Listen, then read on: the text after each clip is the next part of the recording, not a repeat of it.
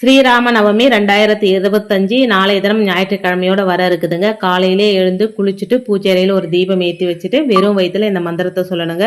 வெறும் வயிற்றுல இந்த மந்திரத்தை சொல்லும் போது இது வரைக்கும் நம்ம வாழ்க்கையில நடக்காத அதிசயங்கள் எல்லாம் இனி வரும் நாட்கள்ல கண்டிப்பா நடக்குங்க. வெறும் வயிற்றுல நம்மளை வருத்தி கொண்டு ஒரு பூஜையை செய்யும் போது நிச்சயமா அதுக்கு ஒரு பலன் இருக்குங்க. கஷ்டங்களை கடவுள் நமக்கு கொடுக்க வேணாம், நமக்கான கஷ்டத்தை நாமளே எடுத்துக்கிட்டு கடவுளை வழிபாடு செய்வோம். அதுக்கப்புறம் கஷ்டங்கள் தானாக விளங்கும்.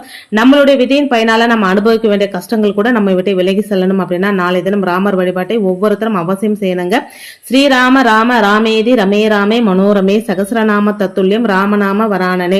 விஷ்ணு சகசரநாமத்தோட முழு சக்தியும் பெற்ற மந்திரம் இதுங்க. சிவன் பார்வதியால சொல்லப்பட்ட சக்தி வாய்ந்த மந்திரம். நாளை தினம் ராம பக்தர்கள் ஒவ்வொருவரும் அவசியம் படிக்க வேண்டிய மந்திரங்களை இதுவும் ஒண்ணுங்க.